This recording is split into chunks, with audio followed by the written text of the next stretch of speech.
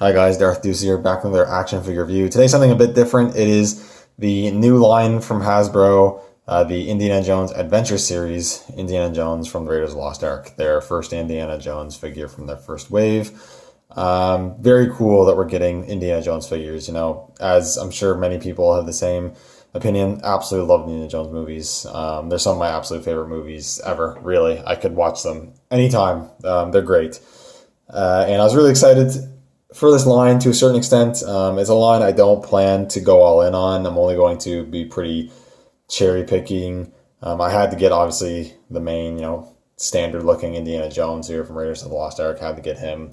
I don't really care for any of the characters in this wave. Might get Major Todd if I can get him for a pretty deep discount.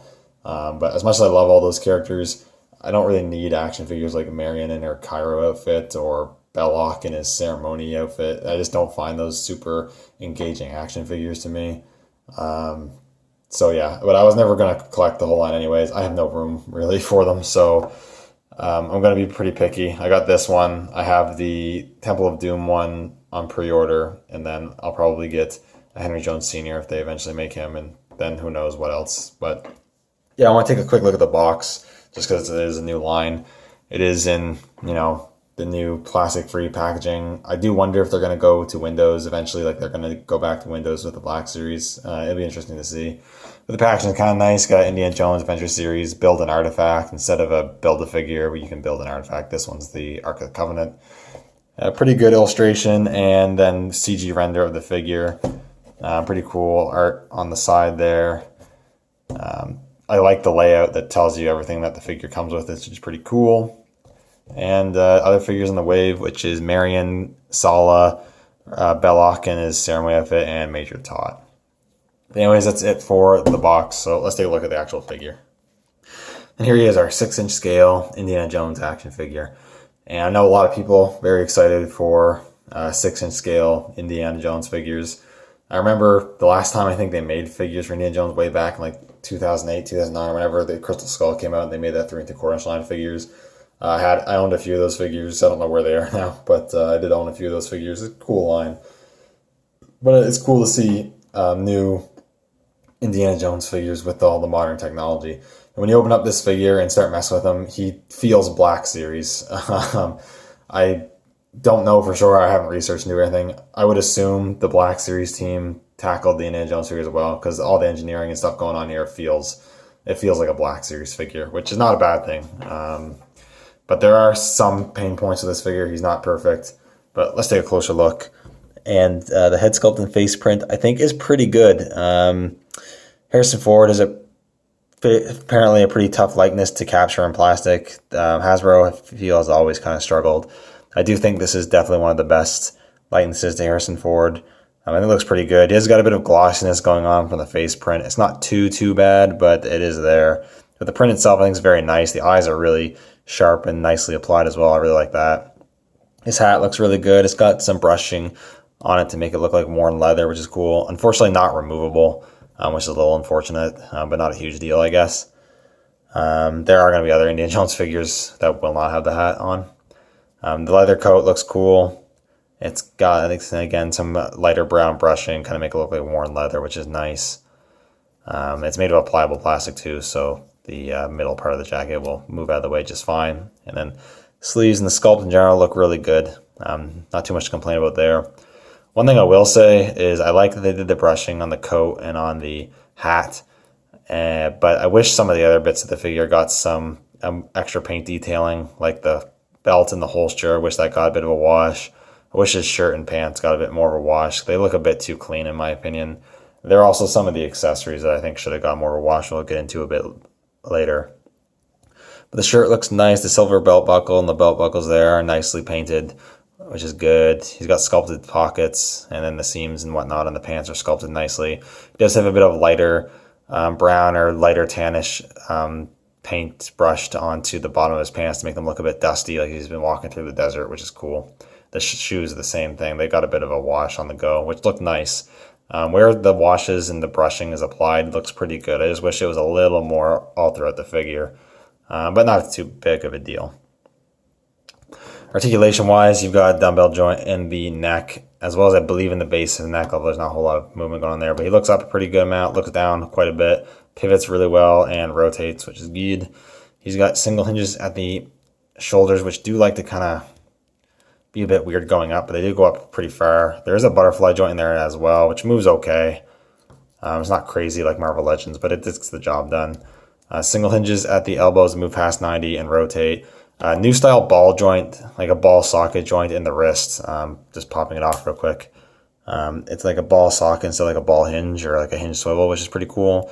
Makes swapping the hands, I think, a bit easier, and you get a full range of motion. You get up and down or in and out without having to have a dedicated hinge for it, like having one or the other, so that's pretty cool.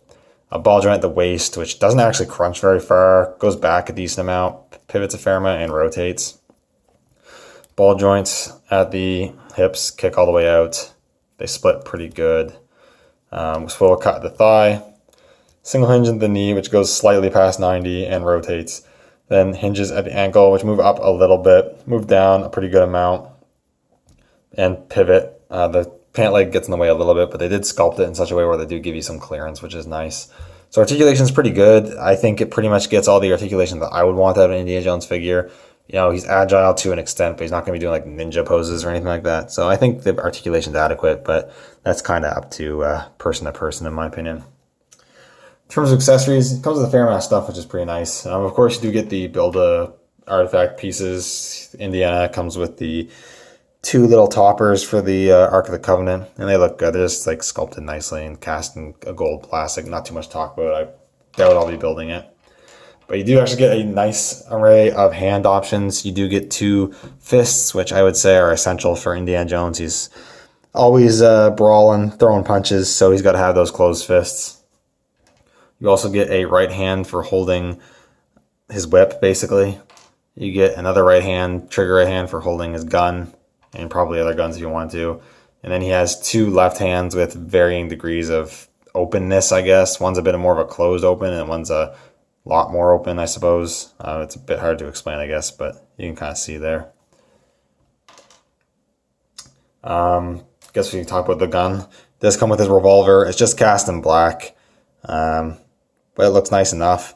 I almost want to say I feel like it's a little too small, but I'm not a gun expert, so he never carried a hand cannon around, so it's probably the accurate size.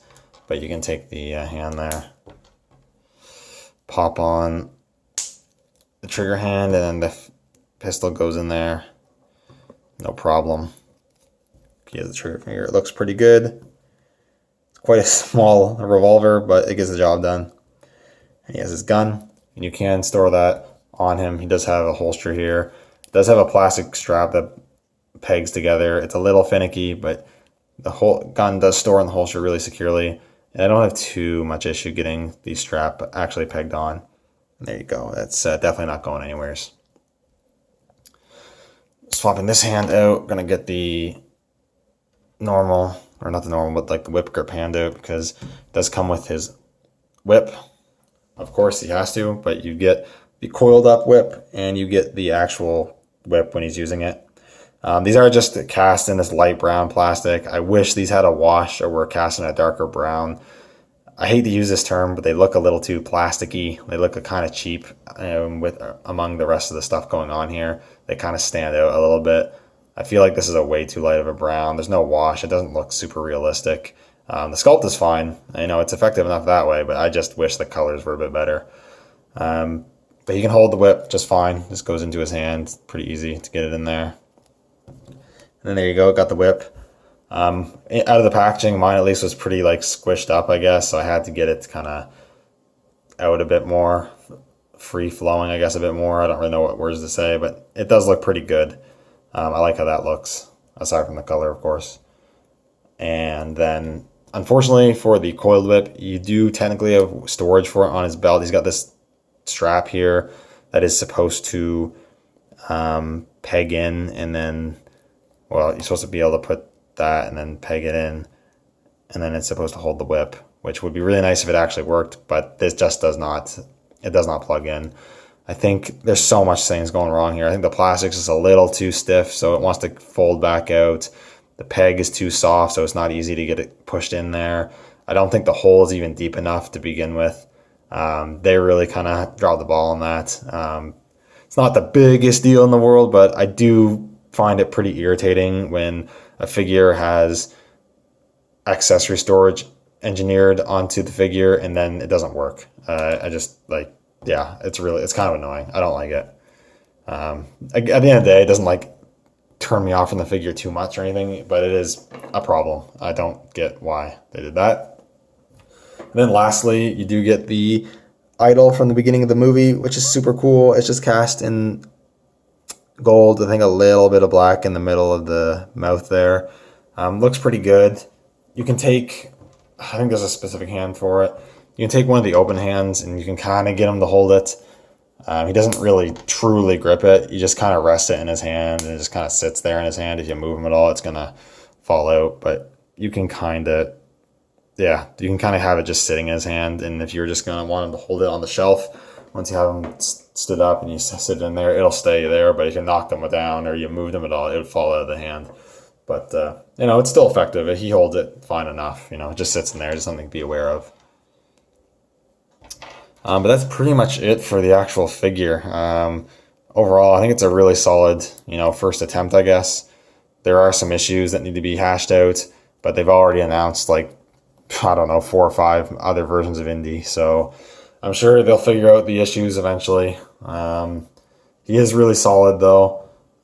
I don't really have anything for comparisons because I don't have any other figures on the way, but I guess for fun, here he is with the Black Series, Bespin Han Solo. You can kind of see there how they look. And I think this Bespin Han Solo has one of the better likenesses to Harrison Ford out of the Black Series and from Hasbro in general. I definitely would say I think I prefer the Indiana Jones one. I think the Indiana Jones one's pretty close. Some of the closest that Hasbro's gotten to, in my opinion. But I do like that they look like they pretty much stand the same height. So the Black Series one's head looks a little bigger for some reason. But, 2 different lines, technically.